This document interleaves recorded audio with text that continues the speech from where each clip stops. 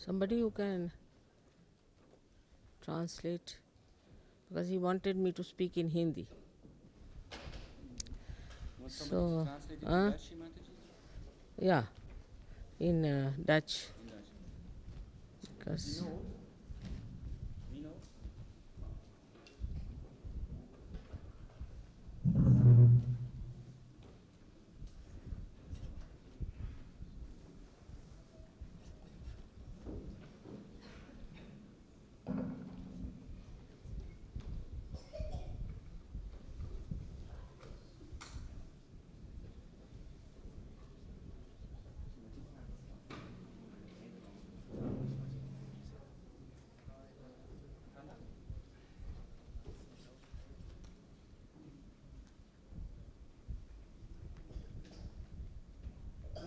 कृष्ण, आप ट्रांसलेट करो डच में मेरे ख्याल से। मैं हिंदी में बोलूँगी, उनका हिंदी में बोलिए। मुझे डच तो आती नहीं।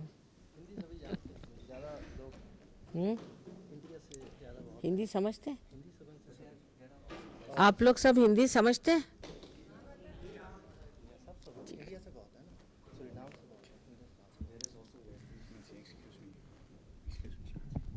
You all understand what are you doing?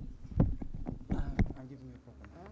I'm giving you a proper mic, Mataji. Excuse me.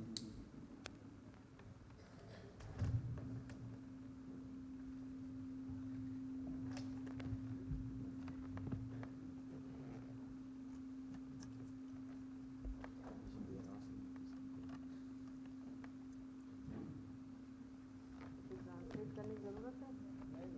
सब लोग हिंदी जानते हैं?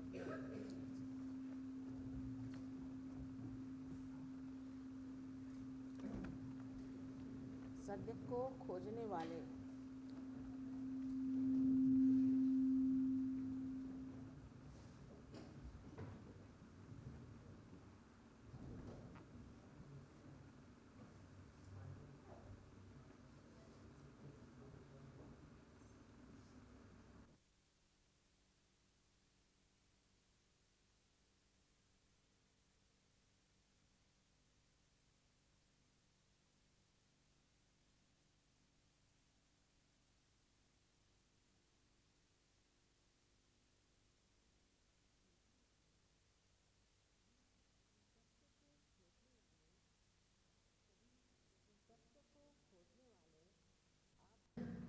सत्य को खोजने वाले आप सभी साधकों को हमारा प्रणाम।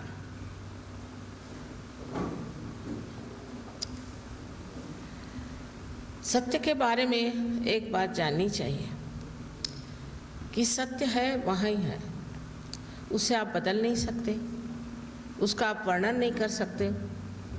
और सबसे तो बड़ी बात यह है कि सत्य जो है वो असत्य के साथ किसी तरह का भी मिलाप नहीं कर सकता, कॉम्प्रोमाइज़ नहीं कर सकता।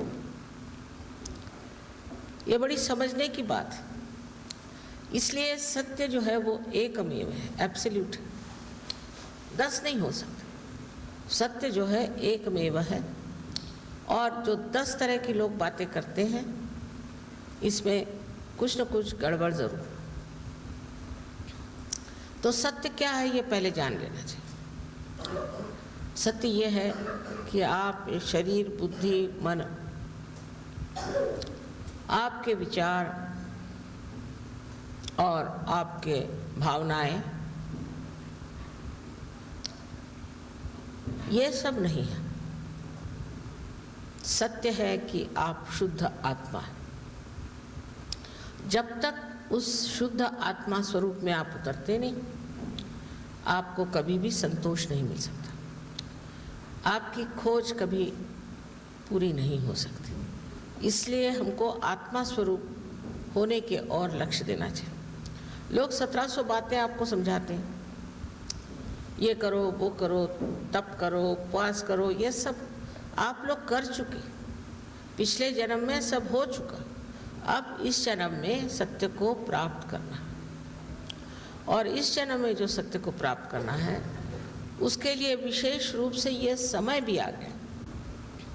ये समय कलयुग में कैसा आया, ऐसा नल दमयंती आख्यान में बड़ा सुंदर वर्णित है कि एक बार नल ने कली को पकड़ा कि तूने मुझे मेरी पत्नी से अलग हटाया, मेरा बिछोह किया, तो अब मैं तुझे मार डालूंगा, तेरा अंत होना ही ठीक है, मैं तुझे पूरी तरह से खत्म कर दूंगा।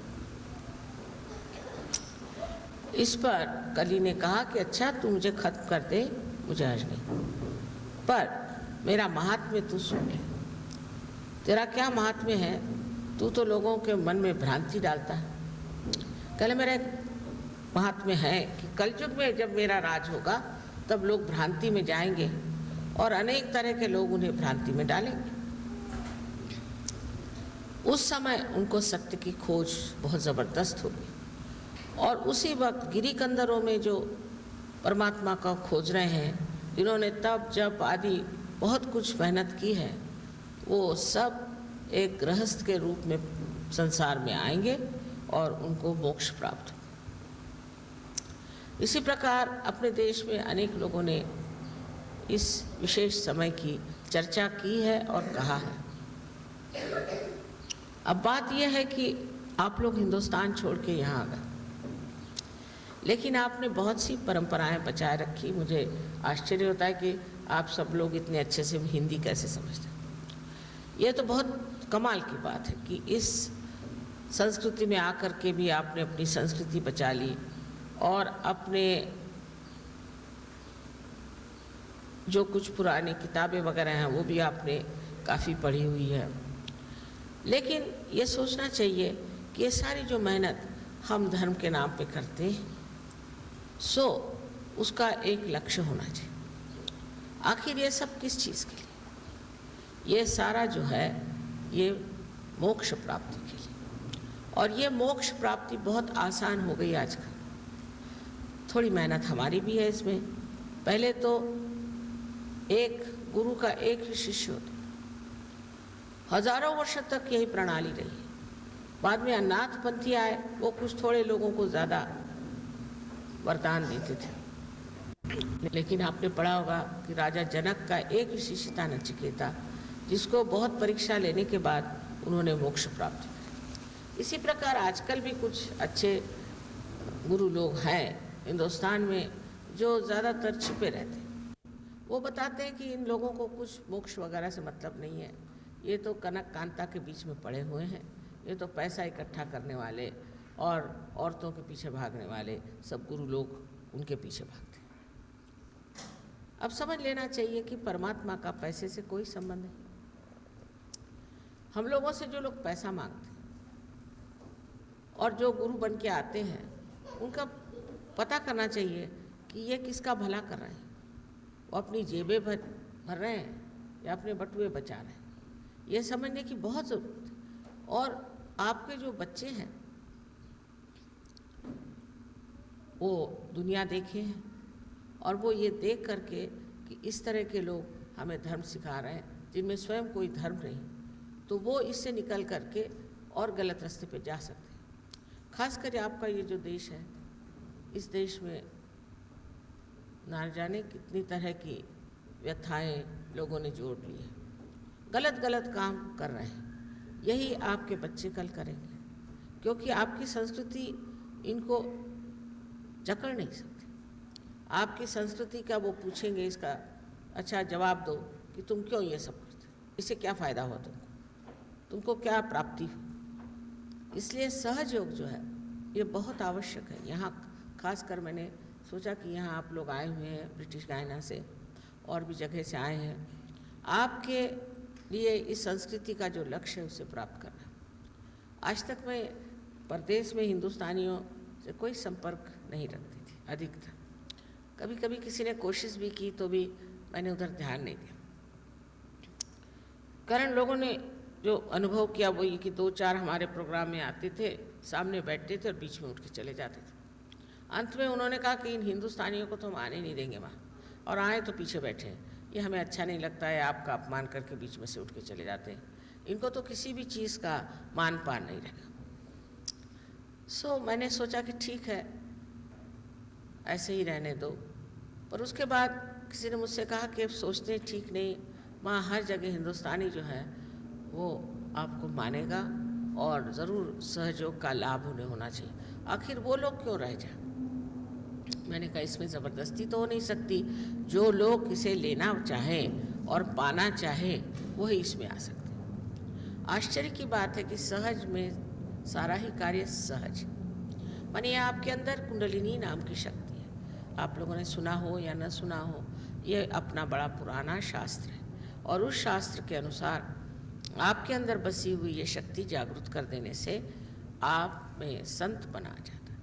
आप संत हो जाते हैं, अवलिया हो जाते हैं और जो मोक्ष का मार्ग कृष्ण ने बताया स्थित प्रज्ञ हो जाते हैं। ये सारी चीज़ें अपने आप घटित होती है क्योंकि आपके अंदर ये सब शक्तियाँ निद्रित अवस्था में, उनकी जागृति होते ही आप देखते हैं कि आप बदल गए, आप में कितने फर्क आ गया, आप कहाँ से कहाँ पहुँच गए।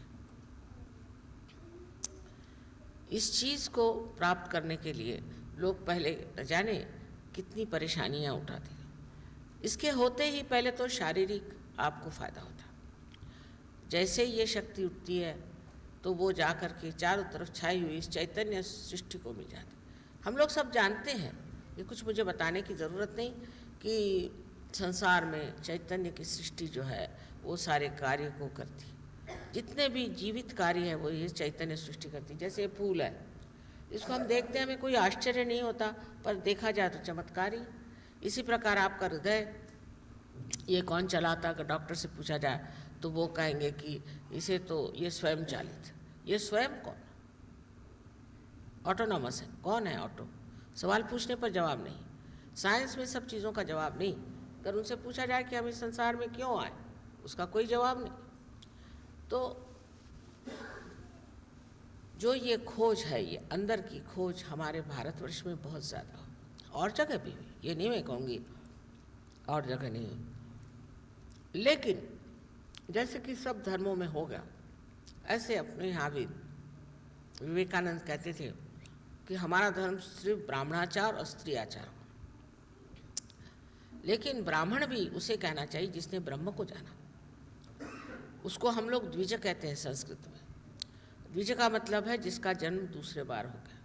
पक्षी को भी हम द्विज कहते हैं।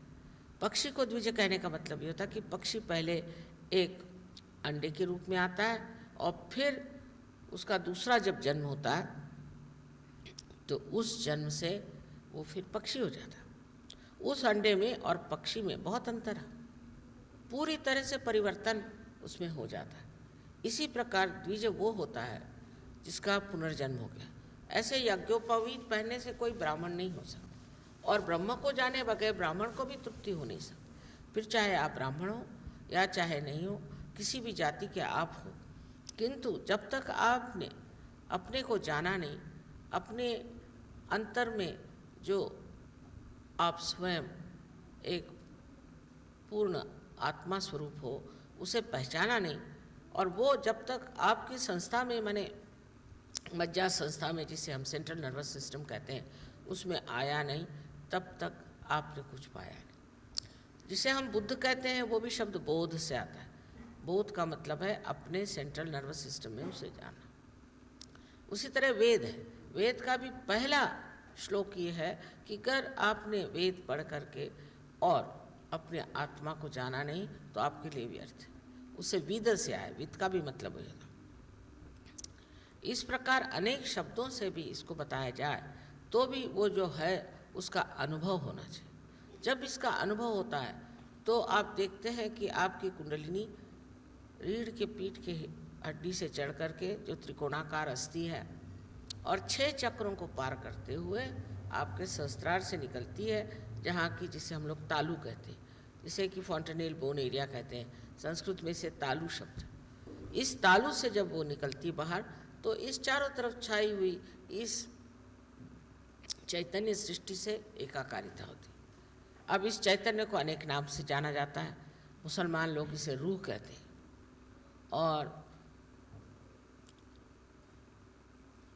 ईसाई लोग इसे परमात्मा की प्रेम शक्ति कहते हैं। हमारे इसे परम चैतन्य कहते हैं।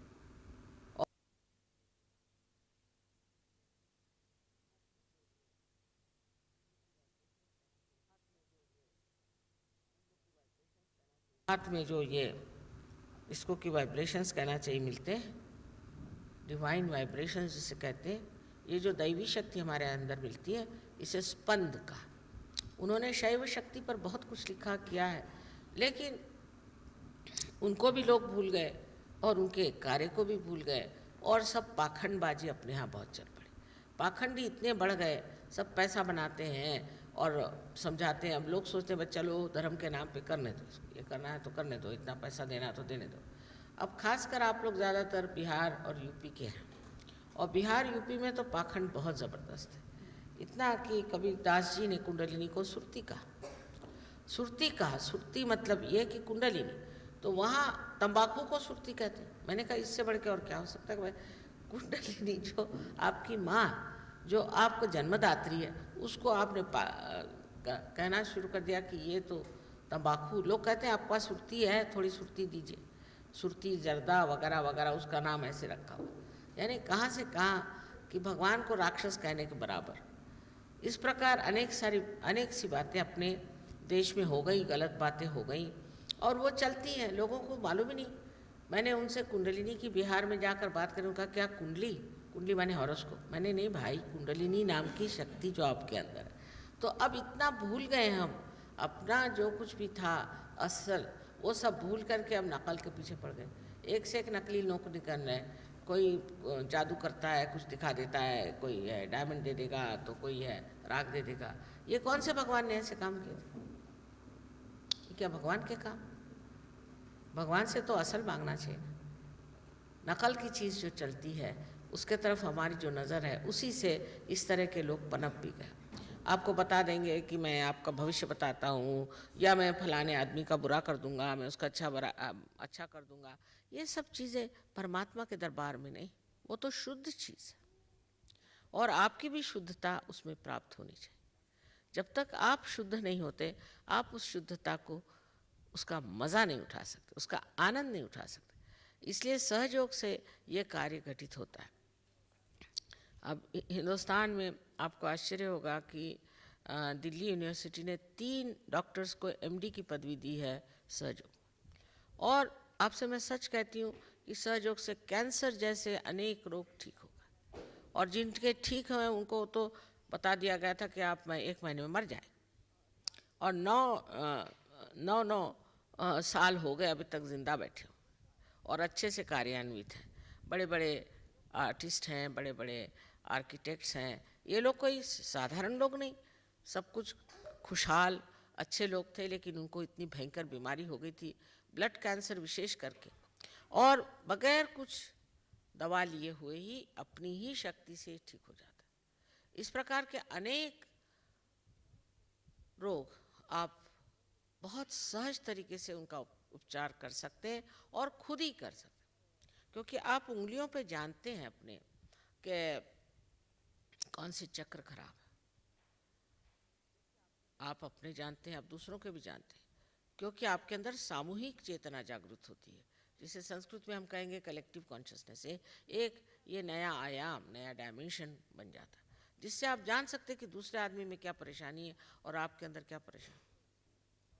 अगर आप इसे जान जाएं तो, और अगर आप ये भी जान जाएं कि आप इसे कैसे ठीक कर सकते हैं, तो आप अपने को तो ठीक कर ही सकते हैं, पर आप दूसरों के बारे में भी जानते हैं, क्योंकि आप हैं कौन,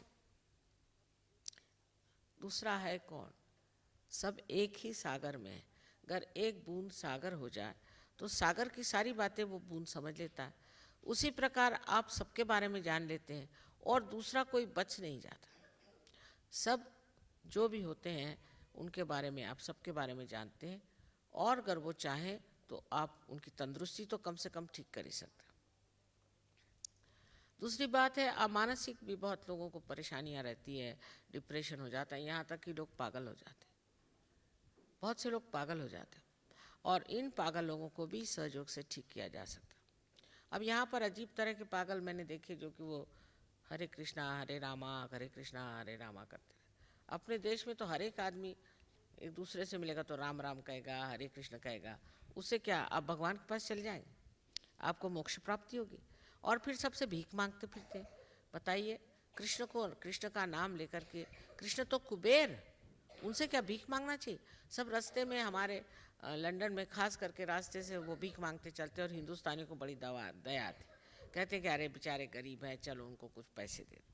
वो हमारे वहाँ पर जो साउथ हॉल है, वहाँ हर शनिवार को वो लोग फेरा मारते हैं, और सब लोग उनको बड़े से पैसा, कहीं उनको धान वगैरह ऐसी चीज़ें देते रहते। मैंने कहा ये भिखारी लोगों को ये देखिए कि अपना घर द्वार छोड़ करके ऐसे होने के लिए, क्या कृष्ण ने कहा था? कृष्ण ने ऐसी तो कोई बात नहीं कही कि तुम रास्ते पे भीख मांगते फिरो। अब वो किताबें बेच रहे हैं, किताबें बेचने से भी क्या फ़ायदा, किताब पढ़ने से क्या फ़ायदा? हमारे यहाँ तो कबीर ने कहा है कि पढ़ी पढ़ी पंडित मूर्ख भय। तो मैं सोचती थी ऐसे कैसे कहा कबीर ने कि पंडित मूर्ख हो गए पढ़ने से। अब मुझे बहुत मिले, क्योंकि वो पढ़ा लिखा वही देखते रहते हैं। अब जो पढ़ा लिखा है, जो लिखा हुआ है, वो करना तो चाहिए, वो कौन करेगा? जैसे मैं बता रही थी कि अगर आपसे कहा गया कि आप दवा लीजिए आपके सर दर्द के लिए, तो आप उसी के प्रिस्क्रिप्शन को रटते रहिए कि दवा लीजिए दवा लीजिए, तो क्या आपका सर दर्द ठीक होगा? सर दर्द अगर ठीक करना तो दवा लीजिए। तो जिस तरह से गीता में लिखा गया है या रामायण में कहा, जहाँ जहाँ ये कहा गया है कि आप अपने मोक्ष को प्राप्त हो जाओ, अपने आत्मा स्वरूप में लीन हो जाओ, ये जो सब बातें रहीं ये तो रही एक तरफ, और फालतू के बातों में हमने बहुत कुछ बढ़ा लिया। यहाँ तक कि अपने यहाँ पे देवदासियाँ हैं, अपने यहाँ पर अब वो खत्म हो रहा, क्योंकि अपने यहाँ कायदे बनते जा रहे। दूसरा एक बीच में एक उनका बनाया हुआ था कि कृष्ण की जो एक बड़ी भारी वहाँ कच्छियों ने बनाया था कि उसमें जो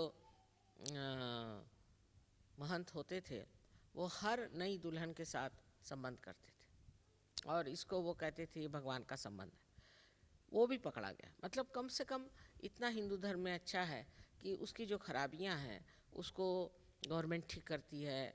वहाँ की औरतों की जो बातें थी उनको उन्होंने बदल दिया, और जैसे कि पहले लड़के को सारा धन जाता था, वो नहीं, बराबर का धन लड़का लड़की को कर दिया। तो कायदे की सारी चीज़ें हिंदू धर्म में हो सकती, मुस्लिम धर्म में नहीं हो सकती। आप इतना सा नहीं बदल सकते। ज़रा किसी ने बदलने की बात करी कि उसको लोग मारी डालते। वहाँ किसी भी तरह की स्वतंत्रता नहीं। तो अपने इस हिंदू धर्म में स्वतंत्रता तो बहुत है, पर इस स्वतंत्रता के माध्यम में एक ये भी बात है कि लोग कहीं से कहीं भी चले जाते हैं। हमने देखा एक बार कि वहाँ ज्ञानेश्वर जी की जो जगह आळंदी करके जगह, तो वहाँ पर सब औरतें सर पे तुलसी का पूरा घड़ा ले करके, पूरा भरा हुआ मिट्टी से और तुलसी से, और मीलों चली जा रही। अब उनके चक्कर आ रही, तकलीफ हो रही, वो सब ले करके चली जा रही, और वो लेकर जा रही है और बीच में बेहोश हो जाती हैं, कुछ कर लेती, कोई बात नहीं। अब इसमें क्या रखा है? ज्ञानेश्वर जी को तुलसी जी की क्या ज़रूरत, और उसको घड़े में ले जाने की क्या ज़रूरत जिसमें सारा पानी भरा है, मिट्टी भरी है, और आपको मीलों जाना पड़ता है। इस तरह की अजीब अजीब चीज़ें। फिर महाराष्ट्र में तो और भी बहुत सारी अजीब चीज़ें हैं, जैसे पंढरपुर में, पंढरपुर की यात्रा में लोग जाते हैं तो उनको वारकरी कहते हैं। 1 महीना पैदल चल के जाना चाहिए। अब 1 महीना, और वो भी टाट के कपड़े फटे पहन करके, उसको लख्तर कहते हैं मराठी में, और 1 महीना वो लोग गुजरते जाते हैं उससे। और वहाँ जाने पर वहाँ पर जो ब्राह्मण लोग हैं उनका नाम है बड़वे। तो वो बड़वे लोग जो हैं उनकी खोपड़ी नारियल के जैसे तोड़ते हैं, और फिर उसके बाद वो पगला जाते हैं, तो कहते हैं इनको उन्मनी दशा आ गई, बड़े ऊंचे पहुंच गए।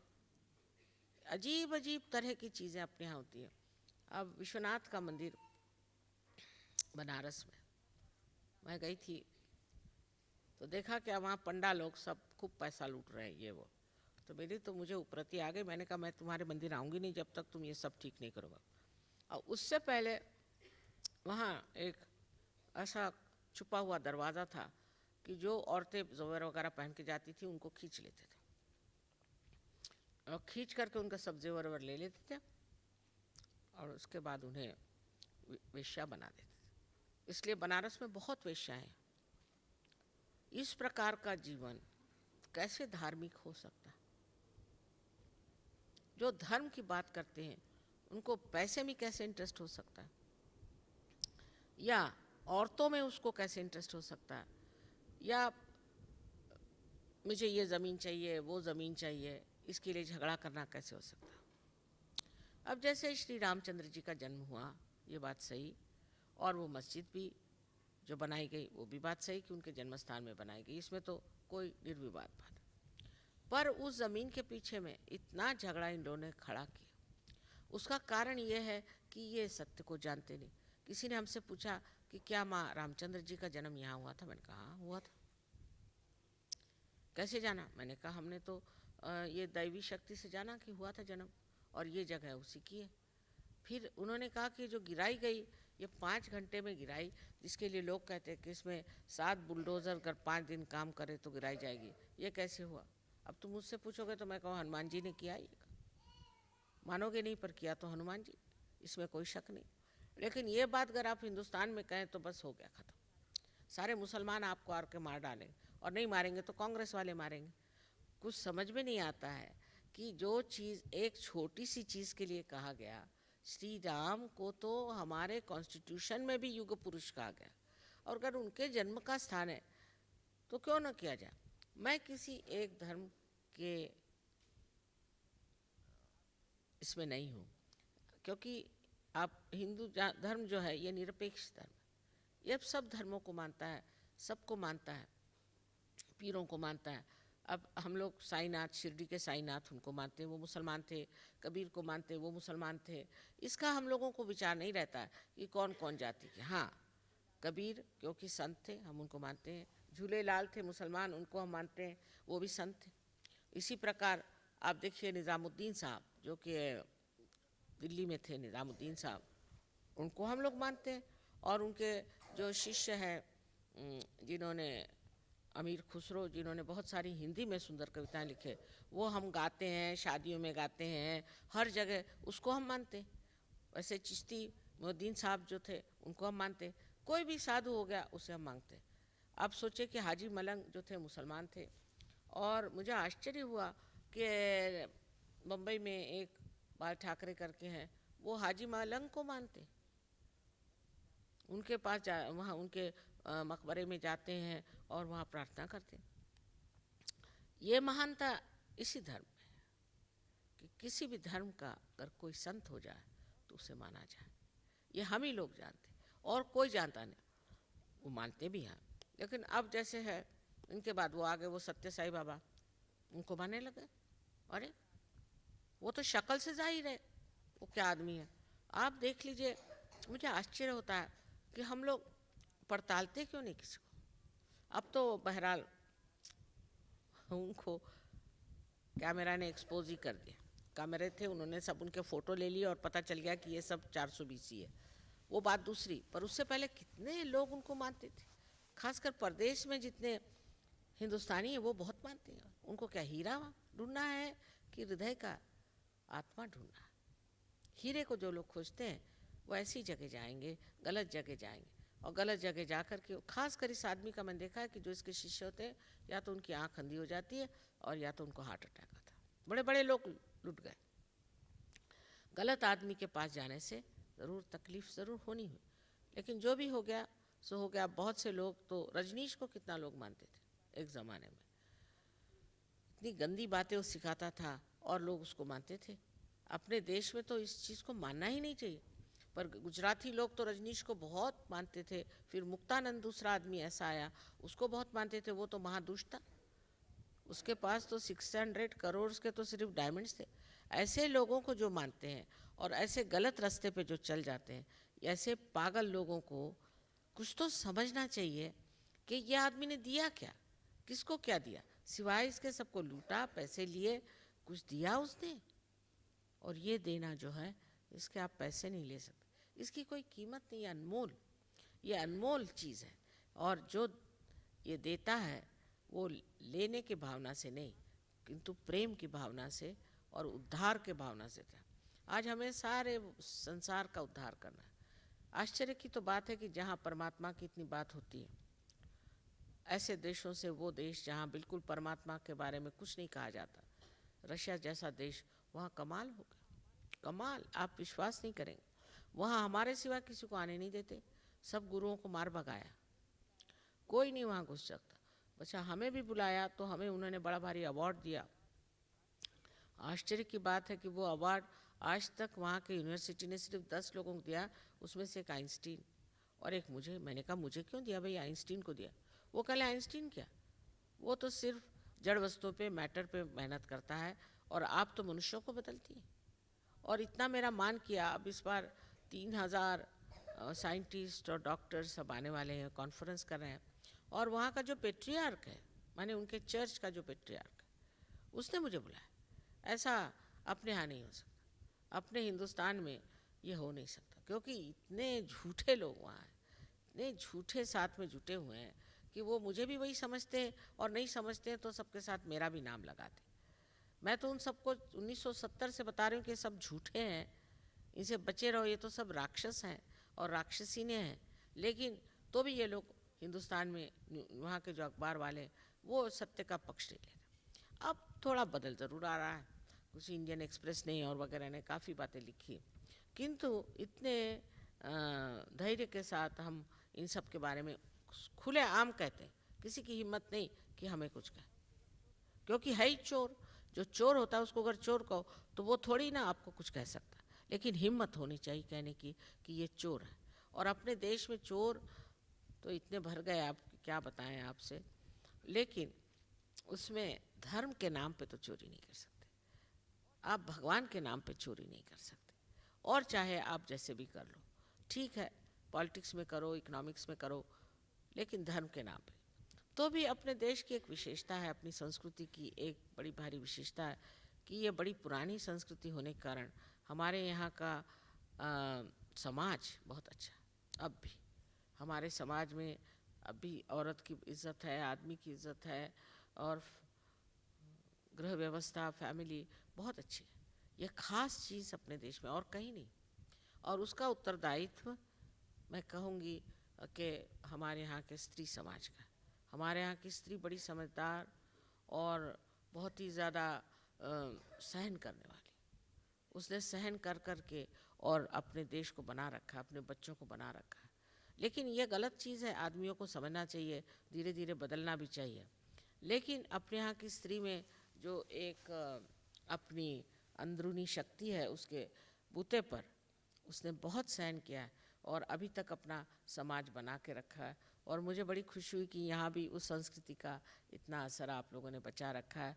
और ये स्त्री समाज की शक्ति, हमारे यहाँ स्त्री को शक्ति मानते, शक्ति ऐसी कि जो प्रादुर्भाव नहीं है जिसका, जैसे कि अब यहाँ इतनी बिजली के लगे हुए हैं, पर इसकी जो शक्ति आ रही जहाँ से, वो उसका कहीं प्रादुर्भाव नहीं, नहीं मैनिफेस्टेशन नहीं है, वो आप देख नहीं सकते, वो छिपी हुई शक्ति। और औरत अपनी शक्ति को छिपी हुई रखती है हिंदुस्तान में, अपनी इज्जत सबसे बड़ी चीज़ है। और इसका कारण ये है कि हमारे समाज की संस्कृति बड़ी ऊंची, या मुसलमान भी, मुसलमान औरतें भी, और इतना ही नहीं, अपनी कहना चाहिए कि ईसाई और धर्मों की जितनी भी औरतें, ईसाई और कह सकते हैं आप सिख वगैरह, इतनी ठहरी हुई औरतें, इतनी संभली हुई औरतें अपने देश में, और उनके कारण आज भी समाज ठीक है। लाल बहादुर शास्त्री का आपने नाम सुना होगा, जो अपने प्राइम मिनिस्टर थे। उनकी माताजी जो थी वो बिल्कुल पढ़ी लिखी नहीं थी, लेकिन हमारे पति उनके ऑफिशियल सेक्रेटरी थे, तो उनसे बहुत संबंध रहा हमारा। तो मैं हैरान थी कि इतनी बुढ़ी हो गई हैं, लेकिन उनके अंदर कितनी शक्ति है, कितनी शक्ति और कितनी समझ, और ऐसी वो बातें करती थी कि घंटों उनसे सुनते रहिए, जैसे कि बिल्कुल वो उतरी हुई हैं धर्म में, पढ़ी लिखी नहीं थी। वैसे ही शास्त्री जी भी बड़े धार्मिक आदमी थे, इतना ही नहीं, वो भी इसको कहना चाहिए कि पार, हम उसे पार होना कहते हैं, जो कि रियलाइज सोल्स हैं, जिनको के सब चैतन्य वगैरह मिल गया। अब अपने देश में ऐसे बहुत कम हुए, एक शास्त्री जी कह सकती हूँ, मैं गांधी जी कह सकती हूँ। मैं गांधी जी के साथ बचपन से थी, और मैं गांधी जी से कहती कि सहज शुरू करो।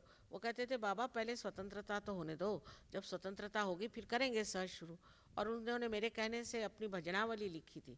भजनावली में जो मैं कहती थी, मैं 7 साल की उम्र से उनके पास रही और मेरे लिए उनको बड़ा प्यार था, सब कुछ था। पर जब फ्रीडम हुई तो उसी वक़्त में वो फिर उसके बाद मारे ही गए। इस प्रकार अपने देश की बड़ी हानि हुई और गलत किस्म के लोग आ गए और उन्होंने अब देश की बहुत हानि की हुई है। आशा है धीरे धीरे ये चीज़ें संभल जाएं। अपने जो CNC साहब हैं वो अब सहयोग में आ गए और प्राइम मिनिस्टर साहब को भी मैंने रियलाइजेशन दिया हुआ, पर तो भी गुरु लोग उनके खोपड़ी पे सवार रहते हैं।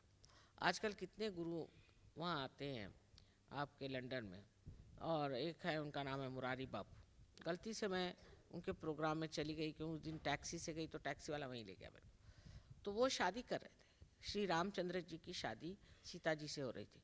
छोटा सा लड़का श्री राम और छोटी सी लड़की श्री सीता। अच्छा, और उसके लिए कह रहे थे कि इसके दहेज के पैसे दो या दहेज के लिए आप कुछ दो। तो सब औरतें अपनी चूड़ियाँ उतार उतार के उनको दे रहे थे।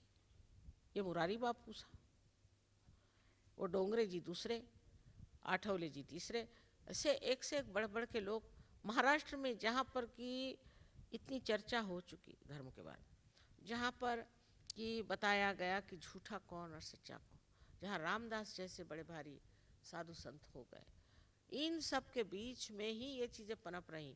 और ख़ासकर बम्बई पर ज़्यादा गुजरातियों में इसका ज़्यादा वो है बोलबाला। समझ में नहीं आता कि सब गलत लोगों की तरफ ये क्यों दौड़ते। पर आश्चर्य की बात है कि सहयोग आज दिल्ली में बहुत ज़ोरों में बैठ गया, और इसके अलावा यूपी में लखनऊ, गाज़ियाबाद, मेरठ, मुरादाबाद, इधर देहरादून, हरिद्वार आदि सब जगह फैल गया। पटना में भी सहयोग चल पड़ा। मुझे बड़ा आश्चर्य होता है, क्योंकि ज़्यादातर मैंने देखा कि धर्म के बारे में रुचि कम है इधर, लेकिन अब मैं देखती हूँ कि ऐसे लोग कूदे हैं और इस तरह से आ गए हैं, बड़ा आश्चर्य होता है। तो ये आपके अंदर ये पुरानी जो परंपरा है, ये आपके अंदर बसी हुई है, संस्कृति बसी हुई, आपके लिए तो बहुत आसान है पार हो जाना, बहुत आसान। इन लोगों के लिए मुझे हाथ तोड़ने पड़ते हैं, लेकिन हाथ तोड़ने पर ये जो बैठते हैं तो पक्के जाके जमते हैं। ये लोग जितना जानते हैं गणेश जी के बारे में, विष्णु जी के बारे में, आप लोग नहीं जानते। उनकी असलियत बता देंगे, सारे एक चीज़ छोटी से छोटी आप इनसे पूछिए। वो हमसे कह रहे थे कि माँ ये लोग सोचते हैं कि हम बहुत कुछ जानते हैं। मैंने कहा सब किताबी कीड़े हैं, किताब से पढ़ पढ़ के थोड़ी जाना जाता है। पहले परमात्मा के साम्राज्य में आओ और फिर जानो। उससे पहले जो पढ़ा लिखा है उससे दिमाग सबका खराब है। तो मैंने कहा कि तुमको समझाना चाहिए कि हमने तो असल को जान लिया, तुम भी असल को जानो। किताबों से तुम्हारा क्या भला होने वाला, किताबें पढ़ पढ़ के क्या पाने वाले हो। तुमको अगर कुछ पाना ही है तो असल पाओ।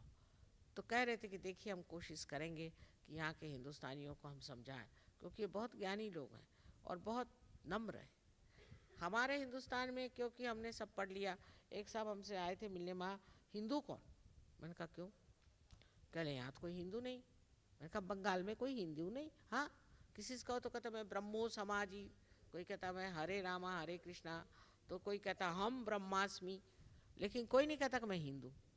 मैं कहा अच्छा, कोई नहीं कहता मैं हिंदू? नहीं, कोई नहीं कहता। वो सब कुछ ना कुछ दूसरे ही, क्योंकि आपको पूरी स्वतंत्रता है, चाहे जो करो। तो कह ले इनको हिंदू तो कौन सिखाए, जब ये हिंदू ही नहीं कहते, हम हिंदू नहीं हैं, हमको हिंदू मत कहो। बंगाल में जब ये हाल है तो और जगह की क्या बात करी जाए। मैंने कहा कि हाँ, जो तुमको अगर हिंदू का पता लगाना तो ये पता लगाओ रोज़ कौन कौन नहाता है। जो लोग रोज़ नहाते हो सब हिंदू है, ऐसे समझ लो। पर हिंदू शब्द भी हमारे अंदर जो आया अलेक्जेंडर की वजह से। हम लोग पहले भारतीय थे। भरत जो कि दुष्यंत का लड़का था, उसके नाम से हम जाने जाते हैं। उसके बाद में जब अलेक्जेंडर हिंदुस्तान आया तो वो सिंधु नदी को उसने पार किया। लोगों ने कहा इस नदी का नाम है सिंधु। वो स नहीं बोल सकते ना, तो उन्होंने कहा हिंदू। तब से हम लोग हिंदू हो गए। नहीं तो हिंदू नाम की कोई चीज़ पहले नहीं थी, हिंदुइज़्म नाम की कोई चीज़ नहीं थी, भारतीय। और भारतीय चीज़ बहुत ही विशाल और बहुत स्वतंत्र चीज़ है। किंतु इस स्वतंत्रता के माध्यम से एक ज़रूर हुआ कि हम लोगों में कट्टरपना नहीं। हम लोग कट्टर नहीं, बहुत कम होते हैं। हाँ, हिंदुओं में भी कट्टर लोग हैं, लेकिन इतने कट्टर नहीं हो सकते जैसे मुसलमान हैं, ईसाई हैं, क्योंकि इनकी एक किताब है और उस किताब से आप बाहर जा ही नहीं सकते। अब इस किताबों में इतनी बेवकूफ़ियाँ भी कुछ भर दी तो भी उसको मानना पड़ता है, क्योंकि किताब बस किताब पे प्रमाण है। ये किताब ईसा ने भी नहीं लिखी और मोहम्मद साहब ने नहीं लिखी और ना ही मोजेस ने लिखी, ये सब किसी और ने लिखी, पर तो भी प्रमाण, उस प्रमाण के बूते पर ये लोगों को काट डालते, मार डालते। उनसे पूछा जाए कि देखिए उसमें लिखा हुआ है कि अगर आपका शरीर दफनाया जाए, ज़मीन में पुरो दिया जाए, तो जिस वक़्त में ये समय आएगा, जो आज समय है जिसकी मैं बात कर रही हूँ, जिसको क़यामा कहते हैं मुसलमान लोग, या ईसाई कहते हैं लास्ट जजमेंट, उस वक्त में यही शरीर निकल आएगा बाहर और इसका रिजरेक्शन हो जाएगा, माने इसका उत्थान हो जाएगा। अब बताइए 500 साल बाद उस शरीर का कौन सा हिस्सा बाहर निकलने वाला है? ऐसी की बेवकूफ़ी की भी बात ये लोग मानते हैं और हर जगह दफनाते चलते हैं। एकड़ के एकड़ ज़मीनों में ये दफनाए पड़े हुए। अपने यहाँ जितना हमें मृत्यु का समझता है, इनको बिल्कुल नहीं समझता। जैसे अपने यहाँ मृत्यु होता है तो उसके बाद हम शहनाई बजाते हैं, ये बजाते हैं कि जिससे कोई भूत भात ना आए, कोई नुकसान ना हो। इसके अलावा हम लोग बड़े श्राद्ध करते हैं, कायदे से सारा ये करते हैं। फिर घर में लोगों को खाने पे बुलाते हैं कि भाई उसकी अगर कोई इच्छा हो, तो अगर उसकी कोई दबी हुई इच्छा है वो न रह जाए, ये भी हम लोग कोशिश करते हैं। हम लोग पूरी तरह से इनकी व्यवस्था करते हैं कि किसी तरह से भूत भात किसी को न लगे। इन लोगों का उल्टा हाल है। अब इंग्लैंड में हमने देखा कि कोई मर गया तो उनके यहाँ गए तो वो शैम्पेन खोल रहे थे। मैंने कहा भाई शैम्पेन किस सिलसिले में खोल, कोई मर गया तो आप शैम्पेन खोलते हैं? कुछ हम दोनों हस्बैंड वाइफ तो हम लोग हैरान हो गए। तो फिर उन्होंने कहा कि अच्छा अब चलिए इनको दफनाने ले जाएंगे। वहाँ दफनाने ले गए और वहाँ से आने के बाद चलो घर पे लंच है बहुत बढ़िया, चलिए। और हम दोनों के मुंह सूखे हुए थे, तो उन्होंने पूछा आपकी क्या तबीयत ख़राब? इतना इनका मित्र था बेचारा, मर गया तो दुख तो होना ही हुआ। वो लोग सब शैम्पेन में लगे। मैंने कहा भाई शैम्पेन, कुछ पहले शुरुआत में हम गए तो बड़ा ही शौक हो गया कि पहले नहीं जानते थे कि अंग्रेज़ लोग इतने दुष्ट होते कि कोई मर गया तो उसके सिलसिले में वो लोग शैम्पेन उड़ा रहे हैं। इनको तो कोई संस्कृति ही नहीं। अपने यहाँ अगर कोई मर जाता तो घर में चूल्हा नहीं चलाते, आप लोग तो जानते हैं। तो हम लोग तो बहुत कुछ अच्छी बातें जानते हैं, पर एक बात और जानना चाहिए कि हम लोग बाहर आ गए, इसका मतलब ये नहीं कि इसका जो लक्ष्य है उसे हमें भूल जाए। अपने संस्कृति का एक ही लक्ष्य, और वो है अपने आत्मा स्वरूप को प्राप्त होना और इस चैतन्य स्वरूप जो शक्ति है उसको आत्मसात करना, ये हमारा लक्ष्य है, इसे नहीं भूलना चाहिए। ऐसे अनेक बातें आपने देखी होंगी और बड़े पागल लोग होते हैं। ये छुट्टी हुई सब भागे बाहर, अब सारा ज़िंदगी भर कमाएंगे और फिर भाग जाएंगे, एक पैसा इनके पास बचता नहीं। बाहर जाएंगे, वहाँ से जा कर के स्किन का कैंसर लेके चले आएंगे। क्या बेवकूफ़ी है बताइए, इतनी गर्मी में जा कर के। अब वो कह रहे हैं कि हिंदुस्तान में ऐसी जगह बताओ जो बहुत गर्म है। मैंने कढ़ाई में डालो इनको, सबसे अच्छा ये हो। गर्म जगह काय को जाना? अरे भाई अच्छे बैठे हो, अभी इतना गर्मी हो रही तो तकलीफ़ होती है अपने को। इन लोगों को पता नहीं क्या पागलपन सवार है, काफ़ी पागल है। और अगर कोई आदमी इस तरह के बाल बनाएगा तो सब वैसे बना लेंगे। कोई अगर एक चीज़ कोई से भी निकाले एक बात कि चलो ये लगे, सब उसी में लग जाते। औरतें भी यहाँ के सब उसी तरह के कपड़े पहने, उसी तरह के बाल बनाए, उसी तरह। कोई अपना व्यक्तित्व नहीं, कोई अपनी पर्सनालिटी नहीं। जो सब करेंगे वैसा करने लग जाएंगे, जो सब वो करेंगे वैसे ही अपना भी दिखाएंगे। अपना व्यक्तित्व होना चाहिए मनुष्य में। हमारे यहाँ अब जैसे यहाँ पर किसी ने बताया कि यहाँ तो औरतों को चाहिए कि जितना शरीर हो उसे खोलें।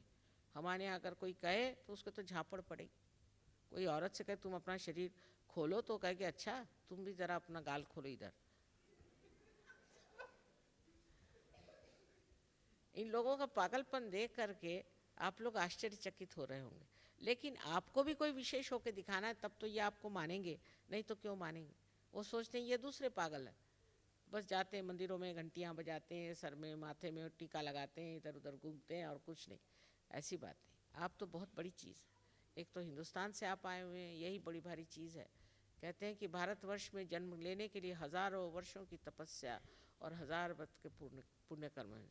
और आप भारतीय हैं तो आपकी विशेषता, और इस विशेषता को आपको चाहिए कि आप प्राप्त करें, और इससे अनेक अनेक चमत्कार जीवन में होते हैं। इतना आशीर्वाद परमात्मा का आता है कि आप आश्चर्यचकित हो। पर आज तक यहाँ के हिंदुस्तानी बहुत कम रहे।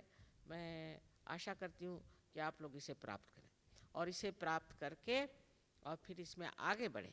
ये नहीं कि वही चीज़ ख़त्म हो जाए आधे में, जैसे आज मेरा लेक्चर सुना फिर किसी गुरु के पास चले गए, फिर तीसरे गुरु के पास चले गए। ये चक्करबाजी जो है इन लोगों की है। आप लोग ऐसी चक्कर नहीं घुमाएं, आप अपने अंदर उतरिए। अगर कहीं आपको कुआं खोदना है जहाँ पानी मिलता है वहीं आप खोदते हैं कि 10 जगह आप छेद करते फिरते हैं। इसलिए गहराई से इस चीज़ को सोचें और इसे प्राप्त करें। ये आप में हो जाए तो ये लोग आपको समझाने के लिए बहुत आतुर और आपको अपनाने के लिए आतुर। देखिए किस तरह से गाना गा रहा है, देखिए संस्कृत गाते हैं लोग। संस्कृत हम लोग नहीं गा सकते जैसा ये लोग गाते हैं सफाई से। और हिंदी के गाने इन्होंने खुद बनाए हुए हैं, जो गा रहे हैं इनके खुद बनाए हुए, और खुद इन्होंने इसमें ट्यून लगाई और खुद सब कुछ करके बना करके गा रहे हैं और सारे देशों में गाते हैं। तो हम लोग को ये समझना चाहिए कि ये हमारी संस्कृति सारे संसार में इतने ज़ोरों में फैल रही है और हम कहाँ बैठे, हमने क्या प्राप्त किया? हम अभी वही घिसी पिटी रीतियों के पीछे में घूम रहे हैं और वही चीज़ चला रहे हैं। नहीं, अब हमें ये चीज़ को प्राप्त करना है और ये हमारी अनादिकाल से हमारी अपनी धरोहर है, माने हमारा हेरिटेज है। और अगर हमने इसे नहीं प्राप्त किया तो बाकी लोगों का प्राप्त करना यही साबित करेगा कि इन लोगों में ज़्यादा समझ और ज़्यादा धर्म है, क्योंकि हम लोग इसे प्राप्त नहीं कर रहे। हम लोग अभी भी उसी घिसी पिटी चीज़ों में बैठे हुए हैं। ये बहुत समझने की बात है। हालांकि मैं हमेशा कहती हूँ कि हिंदुस्तानियों के साथ मेहनत करने की ज़रूरत नहीं, वो फट से पार हो जाते हैं। तो आप लोग सिर्फ अपने जूते उतार लीजिए। तो आप तो जानते हैं इबादत में हम लोग जूते उतारते हैं, कोई सी भी प्रार्थना मंदिर में हम उतारते हैं जूते। इन लोगों को तो दूसरी तरह से समझाना पड़ता है, पर आपको तो समझाने की ज़रूरत नहीं। इंग्लैंड में पहली मर्तबा मैंने कहा जूते उतारो तो आधे लोग बाहर ही चले गए, माने जैसे कोई पाप करने को ही कहा मैंने।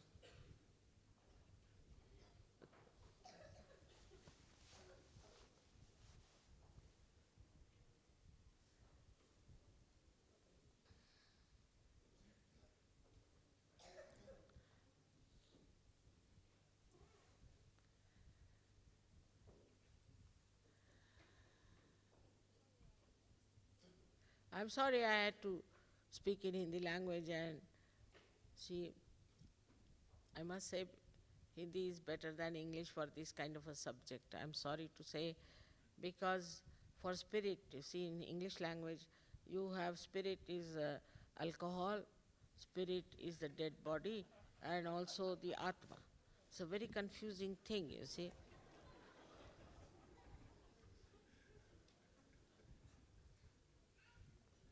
On spiritual subjects, the best is to speak either in Sanskrit, Marathi, or in Hindi language. But I have never studied English before. Somehow I never studied it because I was a medical student. But I think it's the easiest language to follow, and there must have been thousands of my lectures in English language also in Hindi, Marathi. But the problem is like this, that you see, this whole basis of our traditions and our, you can say, the culture is moral. Culture is for morality. If there is no morality in culture, that culture is foreign to us. Because we are ancient people. And also the climate in India is so good that you need not sort of worry about going out or anything. People live actually in forests just to find out why are we on this earth, just to get an answer for this question. And they discovered it. Long time back, ancient time, they discovered. 14,000 years back, Markandeya has written about Kundalini. Can you imagine? So like that, it has been there, this knowledge, but it was not exposed to general public so far because they thought they are not yet ready to get it. If they get a little bit, they might try to misuse or something like that. And out of this great knowledge, you see, this now, in these modern times, somehow I've been able to achieve something little more, is that you can get your mass realization. You can get your mass realization. That means it's not necessary for you to go to Himalaya, stand on your head, do anything, fasting or anything.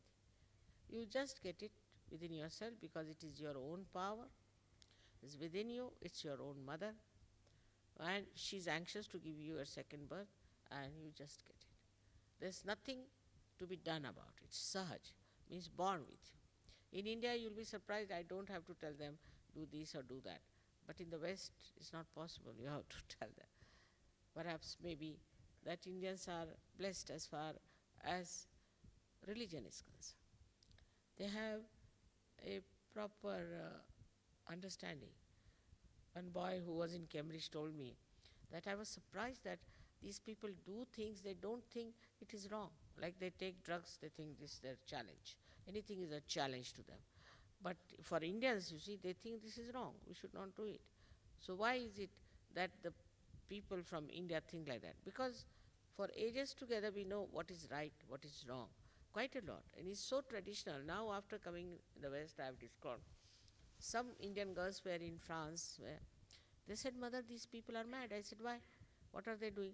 They eat banana and then drink water. Then they come from outside, from heat, and just drink water. And they will take coffee and drink water. I mean, we Indians all know. I don't know the Indians here. But Indians in India know that this is all absurd because this will create problem. To have something cold after hot, we all know, whether you are Muslim, Hindu, Christian or anything. So this is what is to be seen, that the whole culture was for health, also for your morality. Morality is the main thing. And that's what has kept this country afloat.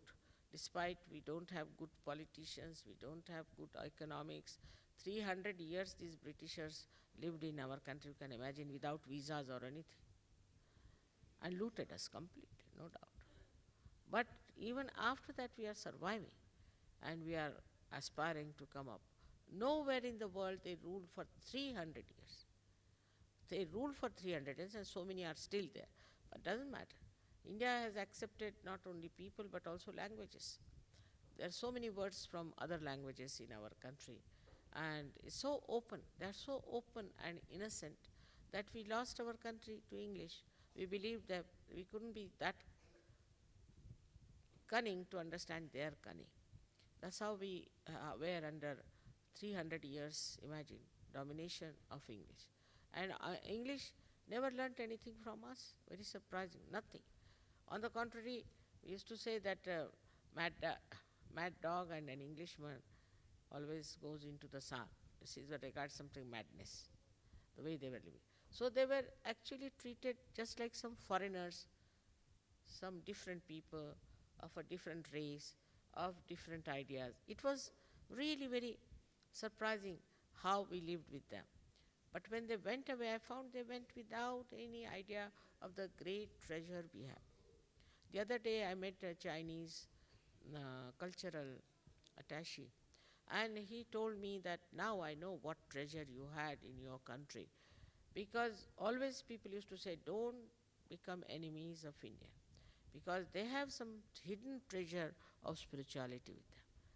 When I told him about it, he was amazed, and he said, really? And I had met also their prime minister, so he said, all right, I'll talk to him and I'm sure you'll be called there with great honor, as it is in Russia.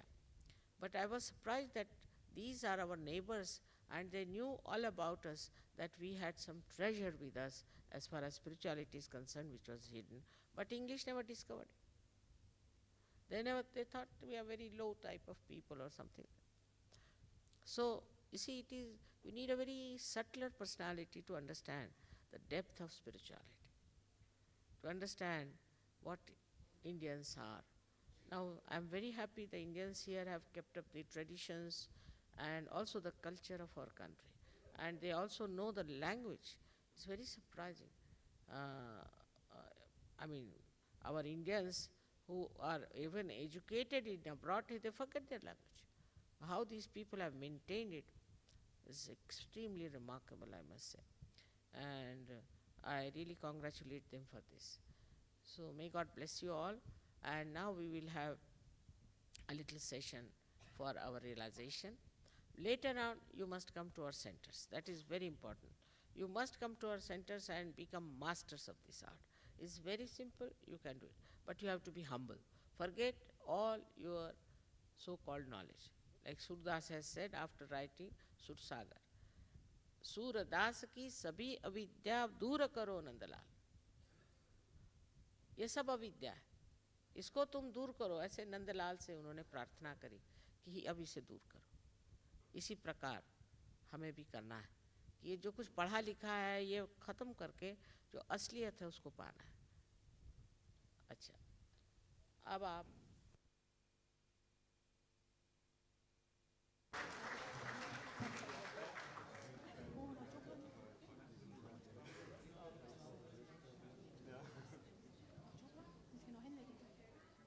Wie is voor mij?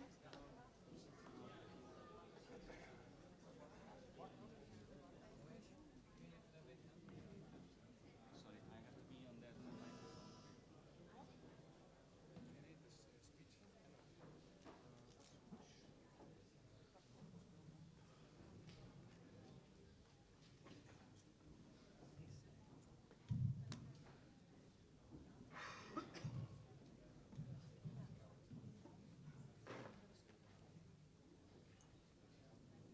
Goedenavond, dames en heren. Hartelijk welkom. Is het verstaanbaar? Ja. We hebben net het bericht gekregen dat Shimataji onderweg hier naartoe is. Dus ik wil toch even een kleine welkomstwoord uitspreken.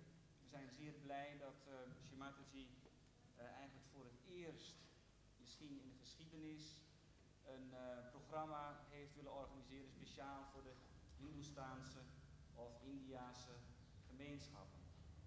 Surinaamse gemeenschappen, maar de gemeenschappen die dus Hindoestaanse achtergrond hebben. En ook natuurlijk zijn onze moslimbroeders, mensen met andere achtergronden ook heel erg welkom. In het kort heeft Shimataji gevraagd om een, zeg maar een programma te organiseren voor die Indian Hindustani community en alles wat daaronder valt. We zijn zeer verheugd dat er toch een aantal mensen zijn gekomen, ondanks het mooie weer. De boodschap van Saja Yoga kan in 2 punten worden samengevat.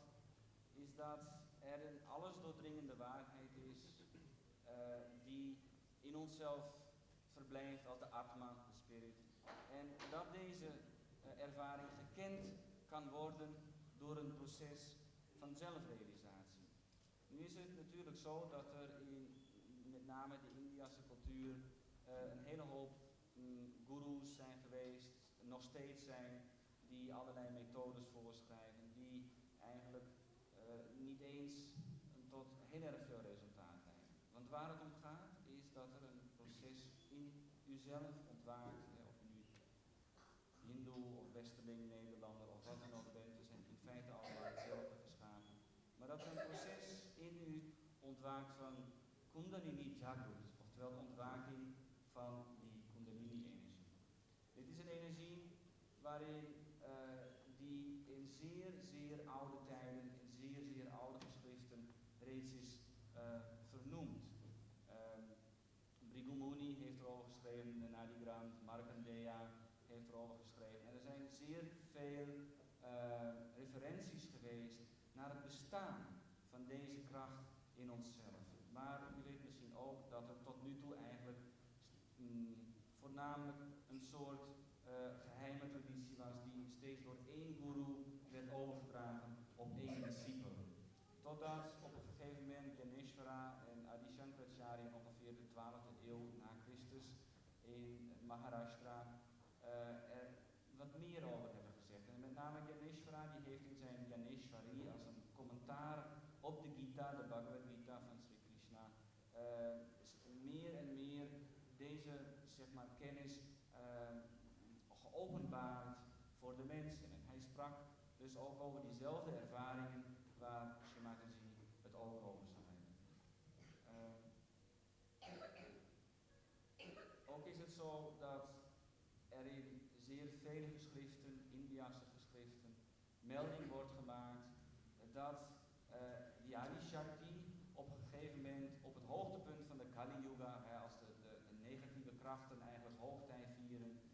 dan zal er iemand verschijnen die als Adi Shakti, een dame in het wit zoals er werd gezegd, die de mensen zal verder helpen met het bereiken van deze zelfrealisatie. En zelfs Markandeya heeft 16.000 jaar geleden al precies via de astrologie de tijd voorspeld wanneer dit tijdperk zou plaatsvinden. En als we dan nu weer naar de Indiase astrologie kijken, dan weten we eigenlijk dat die tijd nu vandaag gekomen is.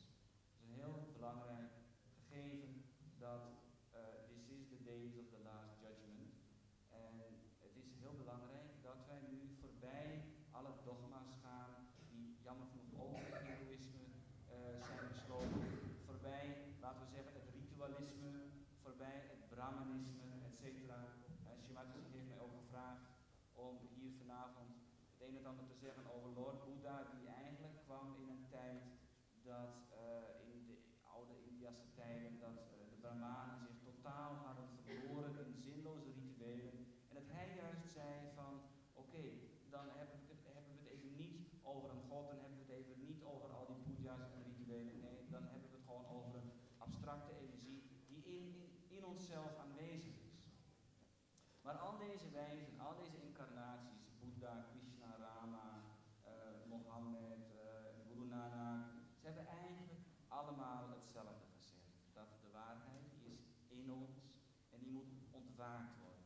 En ook zien we jammer genoeg dat vele van die discipelen van al deze grote meesters eigenlijk de boodschap hebben omgedraaid, hebben misbruikt. Men heeft er toch vaak weer een isme van gemaakt. Guru Nanak heeft nooit iets over geweld of wat dan ook gezegd. Hij zou misschien een kshatriya zijn geweest, maar het is eigenlijk pas de vierde guru in het Sikhisme die begon met alle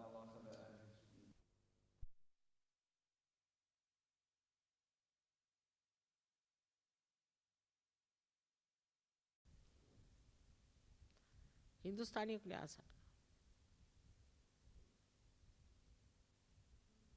Getting cool breeze in your hand.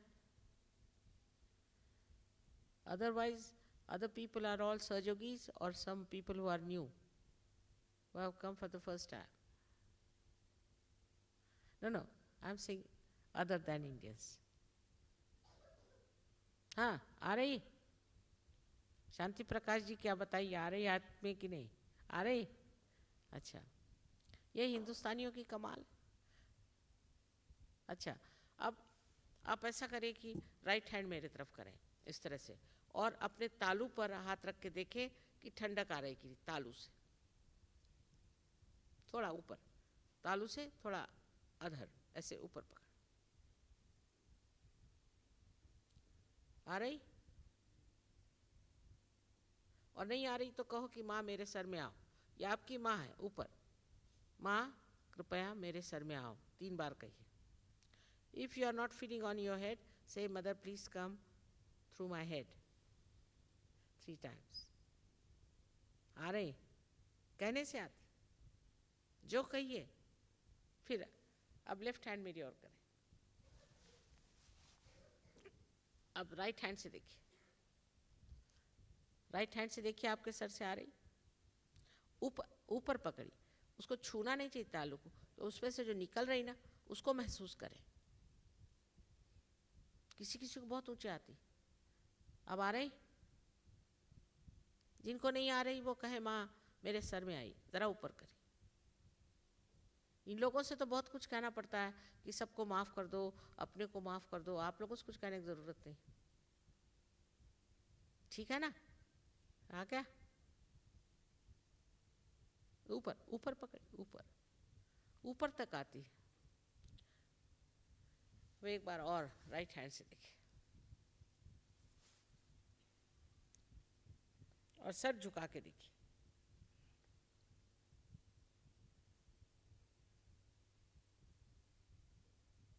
आ रहे? Please bend your heads and see for yourself if a cool or hot breeze might be coming. See with the Indians. पहले पार सगड़े. हाँ. अब पूरे हाथ, दोनों हाथ आकाश की ओर करें. Please put both your hands और सर को ऊपर की ओर, आकाश की ओर देखें। Please push back your heads.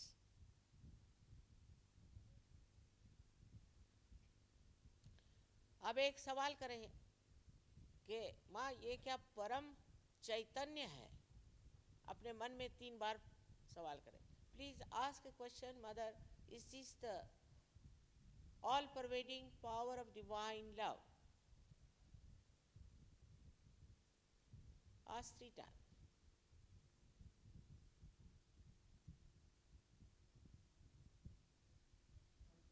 Now put down your hands, please. Now put your both the hands towards me like this and don't think. So the first state of thoughtless awareness, निर्विचार समाधि is established. मेरे और देखिए और सोचिए नहीं, निर्विचार समाधि आपको महसूस होगी अंदर, निर्विचारिता, कोई विचार नहीं।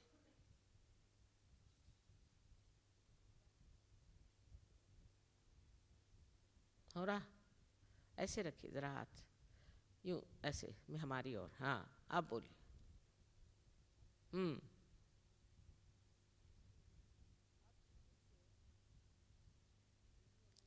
अब जिन जिन के उंगलियों में या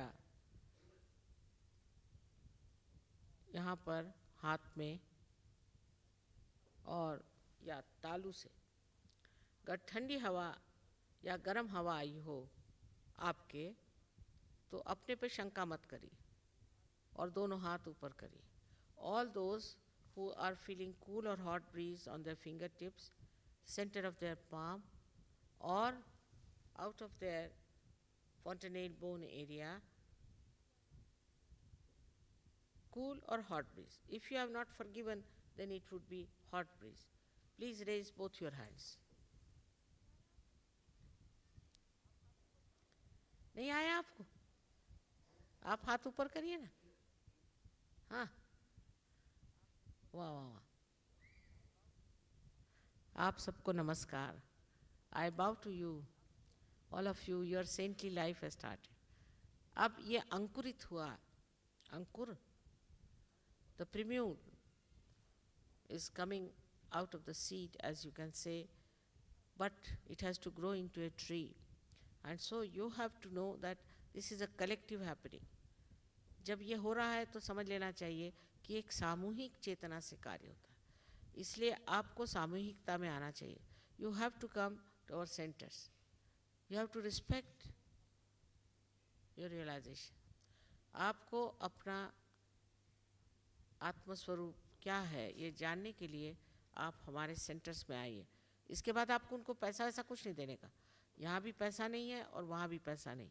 आप आइए और इसमें अपनी प्रगति करिए. प्रगति करने पर अगले साल मैं आऊँगी तो देखूँगी बहुत से हिंदुस्तानी यहाँ बहुत ऊंची दशा में पहुँचे होंगे.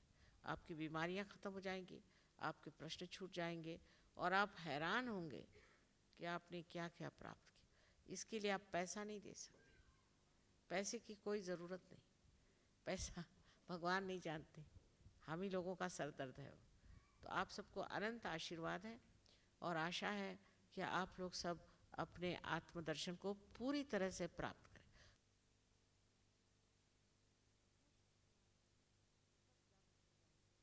बहुत शक्तियाँ आपके अंदर है, वो सब जागृत हो जाएंगी, आप हैरान हो जाएंगे. और लक्ष्मी जी भी आपके अंदर बसी हैं, वो भी जागृत हो जाती हैं और लोगों के बहुत से प्रश्न जो कि नहीं छूटे एकदम छूट जाते. इसलिए आपको मेरा अनंत आशीर्वाद है और मैं आऊँगी, अगले साल भी मैं आऊँगी यहाँ पर. और उससे पहले यहाँ पर आप लोग सब अपनी पूरी तरह से जतन से वृद्धि कर लें. मुझे बड़ा आनंद हुआ कि यहाँ आप लोगों में इतनी इच्छा है इसे प्राप्त करें. कृपया और लोगों को भी ये बात बताएं और अपने को इस तरह से बना लें कि आप लोगों का भी उद्धार कर सकें. आप कुंडलिनी जागृत कर सकते हैं, बीमारियां लोगों की ठीक कर सकते हैं, बहुत कुछ कर सकते हैं. लेकिन इसके लिए पहले आपको परिपक्व होना चाहिए. उसके लिए आप सेंटर पे आइए. उसमें बहुत ज़्यादा कोई टाइम नहीं है, कुछ नहीं है. और ये लोग जहाँ हॉल लेते हैं सबके साथ मिलके आप रहें, ये आपका बहुत मान करेंगे और प्रेम से बुला रहे हैं किसी तरह की आपको ऐसी भावना नहीं आएगी कि आप किसी तरह से कम हैं, पर नम्रतापूर्वक हैं और सीखने की कोशिश करें। आपको अनंत आशीर्वाद है।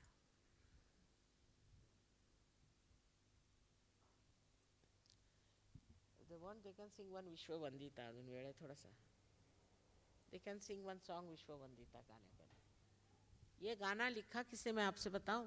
वो जो अंधे गायक हैं और कवि हैं जिनका नाम है रविंद्र जैन, जिन्होंने रामायण का वो किया था, वो मुझसे सिर्फ 3 मर्तबा मिले। वैसे अंधे सूरदास जी हैं, लेकिन पता नहीं कैसी कैसी बातें मेरे लिए उन्होंने लिख डाली। मैं बड़े आश्चर्य में हूँ। वो सहयोग को बहुत मानते हैं। ये गाना उन्होंने लिखा हुआ है जिसे आप सुनिए। यार आते नहीं हम जब से हम सहयोगी बने नहीं। हाँ हाँ हाँ विश्व वंदिता में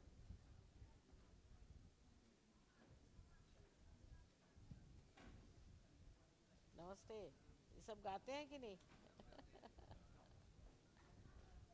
हा इथलाच आहे. जी पण 14 वर्ष झाली म्हणे इथे. हो बँकेत कुठेतरी.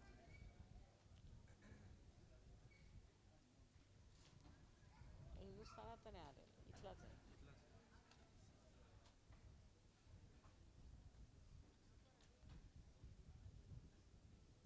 यहाँ पर अनेक अनेक देशों से लोग आए, अनेक देशों से, सब यहीं के नहीं हैं, सब अनेक देशों से आए हैं। और हर एक देश में, इतने देशों में 65 देशों में सहयोग चलता है। आप सोचिए, कमाल हो गई।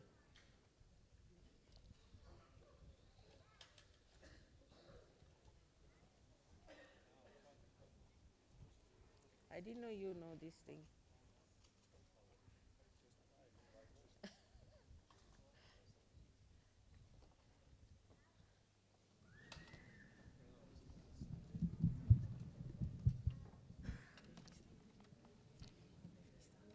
It's not fixed, is it?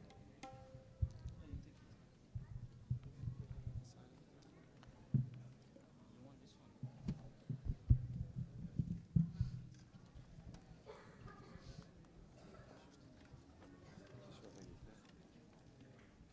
Hindi 67.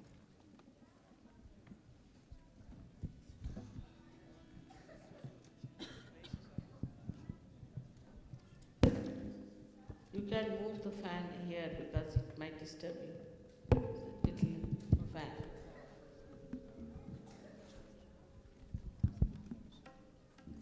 Thank you. Thank you.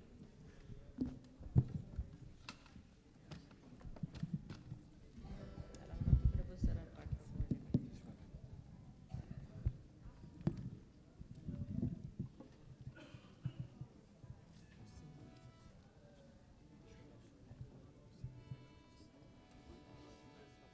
इकडं इकडे थोडं वाकडं बस.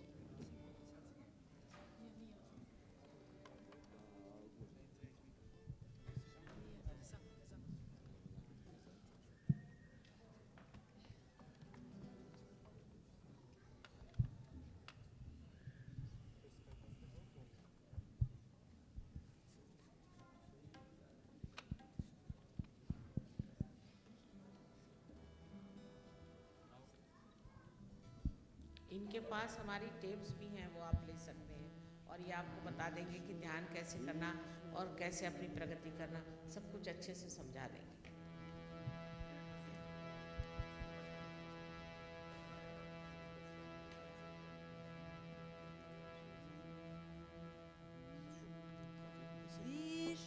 विश्ववन्दिता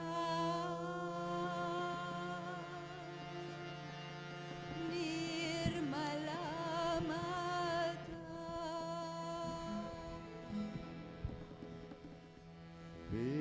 विश्ववन्दिता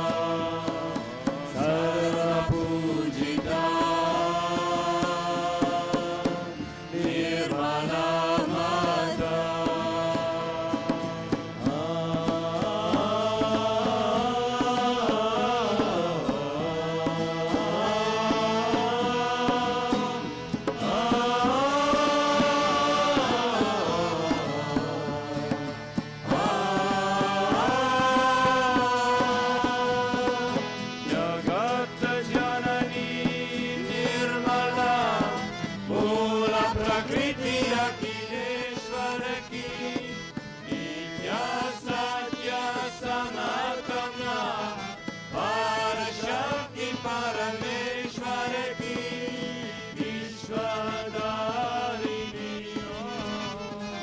मंगलकारिणी शुभदं वरदं नमो नमः विश्ववन्दिता निर्मला माता सर्वपूजिता निर्मला माता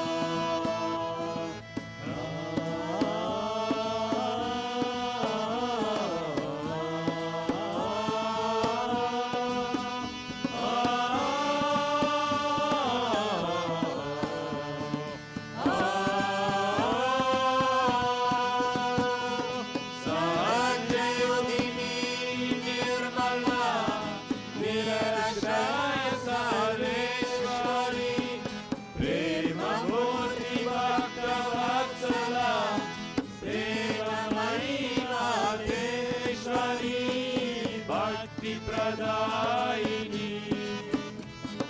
मुक्तिप्रदायिनी शुभदं वरदं नमो नमः विश्ववन्दिता निर्मला माता सर्वपूजिता निर्मला माता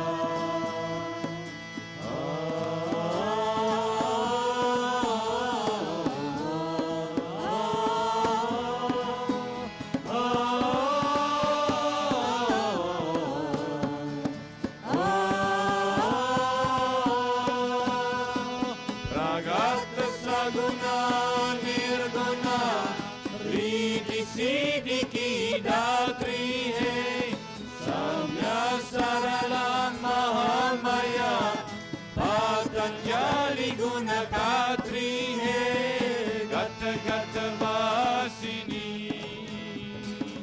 आत्मविकासिनी शुभदं वरदं नमो नमः विश्ववन्दिता निर्मला माता सर्वपूजिता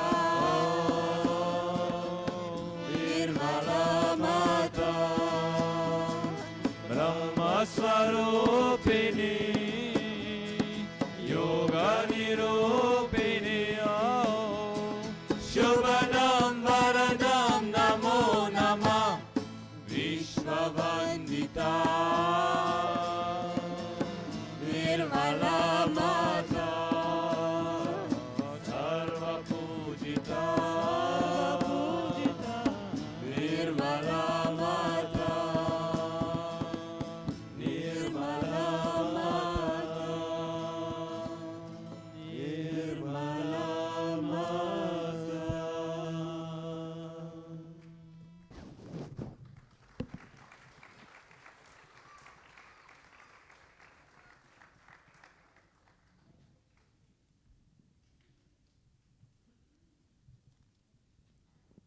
और एक गाना सुनना है क्या?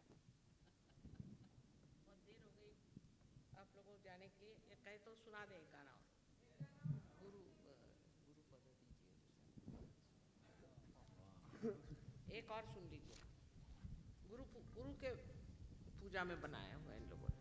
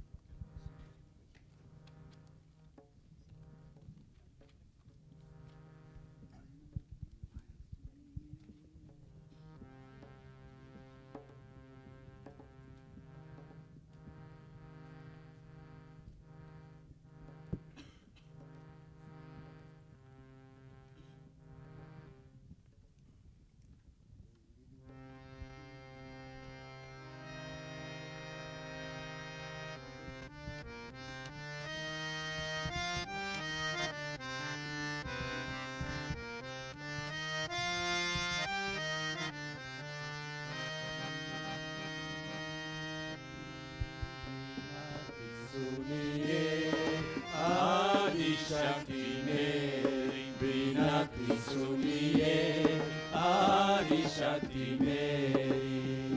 पूजन का अधिकार दीजिए, पूजन का अधिकार दीजिए। शरणगत है हृदय पुजारी, बिनती सुनिए आदि शक्ति मेरी। बिनती सुनिए आदि शक्ति मेरी। पूजन का अधिकार दीजिए, पूजन का अधिकार दीजिए। शरणगत हृदय पुजारी, बिनती सुनिए आदि शक्ति मेरी। बिनती सुनिए आदि शक्ति मेरी।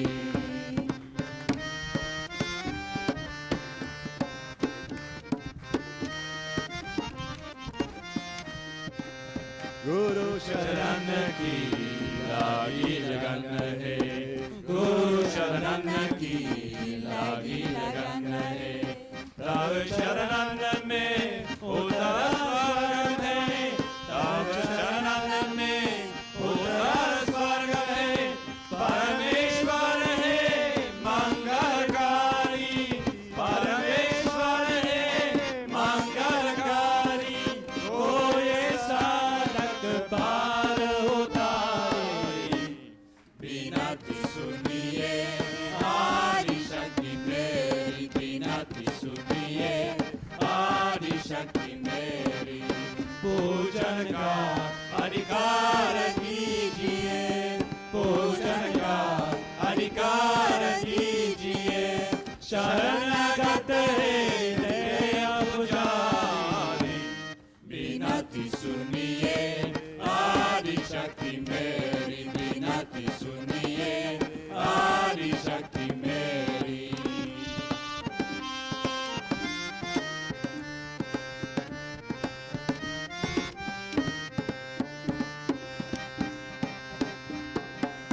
प्रीत भय अभिनंदन से, प्रीत भय अभिनंदन से। हे ईश्वरी भय वंचन, हे ईश्वरी भय वंचन। मायसी शुभ शक्ति दीजिए, मायसी शुभ शक्ति दीजिए। सबने चढ़ गया आनंद विहारी, बिनती सुनिए आदि शक्ति मेरी। बिनती सुनिए आदि शक्ति मेरी। पूजन का अधिकार दीजिए, पूजन का अधिकार दीजिए। शरणगत हृदय पुजारी, बिनती सुनिए आदि शक्ति मेरी। बिनती सुनिए आदि शक्ति मेरी।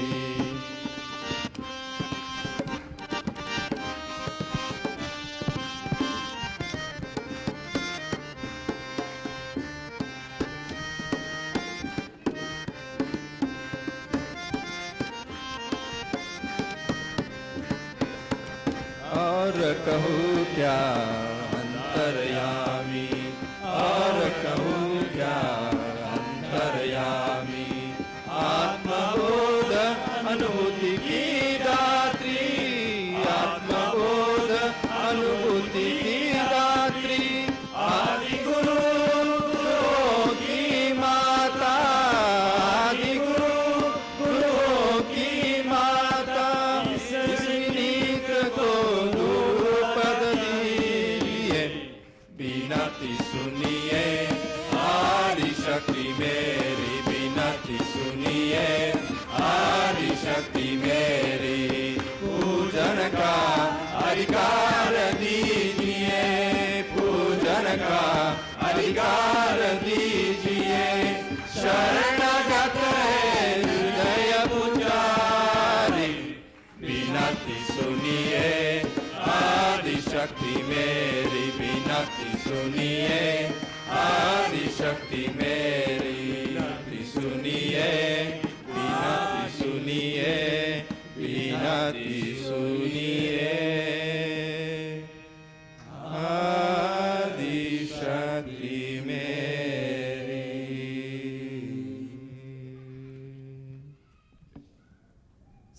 अनंत आशीर्वाद।